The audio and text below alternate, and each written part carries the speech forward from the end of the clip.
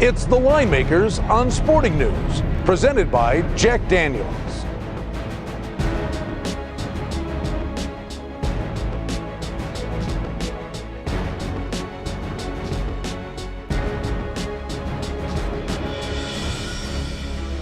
Hey everybody, let's get you ready for the Jacksonville Jaguars visit the Lambeau Field to take on the Packers. Brian Blessing with Kenny White, Ricky Herron.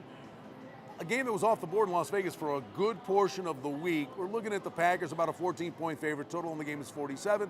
Many injury concerns for the Jags. Gabbert is out, Henny's in. But the big one, Kenny, is the loss of Maurice Jones-Drew. And clearly, you want to shorten the game and run the ball if you're Jacksonville against this foe. Yeah, you know, the biggest concern, it's probably the best team in the NFL against the worst team in the NFL. That's the biggest concern. And Jones-Drew is the biggest difference maker in the injuries. He's worth a point and a half.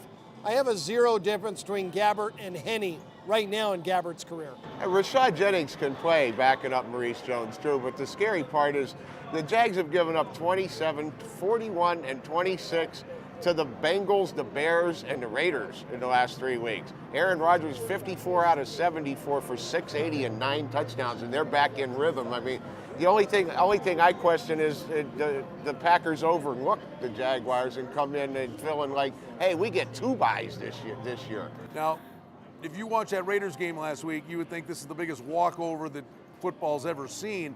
Henny looked like he didn't know if the ball was stuffed or had feathers in it, but we've documented this over the years, Kenny. A guy off the bench, that's one thing. Now you give him a week's worth of practice, then what? Yeah, Henny has been the second string guy all season long, so getting very few snaps in practice, thrown into a situation he wasn't expected to be thrown into. He will be much better than what he was last week. And Ricky's right, this is a bye week for the Packers. This line's going to 14. 14-point favorites do not cover more than 50% of the time because they don't play hard in this situation. I don't lay double digits in the NFL ever.